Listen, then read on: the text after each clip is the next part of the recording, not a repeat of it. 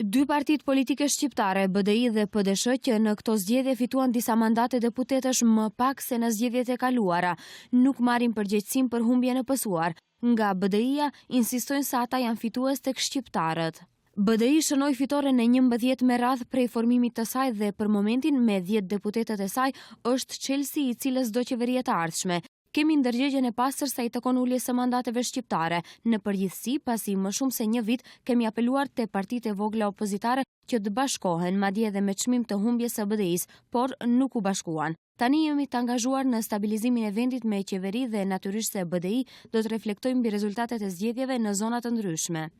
Nga PDSH, pavarësisht insistimit ton, nuk morëm asnjë përgjigje pas shpalljes së rezultateve preliminare të zgjedhjeve të së dielës. Kreu i kësaj partie e mori përgjegjësinë e humbjes mbi vete, kurse javë më parë tha se nëse partia e tij pëson humbje, ai është i gatshëm të japë dorëheqje.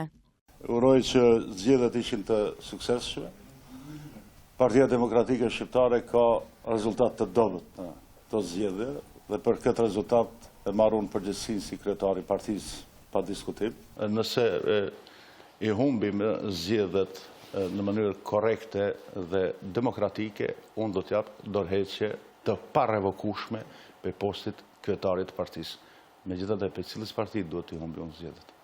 Sipas rezultateve të para zyrtare, BDI në këto zgjedhje ka fituar 10 mandate, gjegjësisht 9 deputet më pak se në zgjedhjet e kaluara, kurse PDSH ka fituar 2 mandate, gjegjësisht 5 më pak se në zgjedhjet e vitit 2014.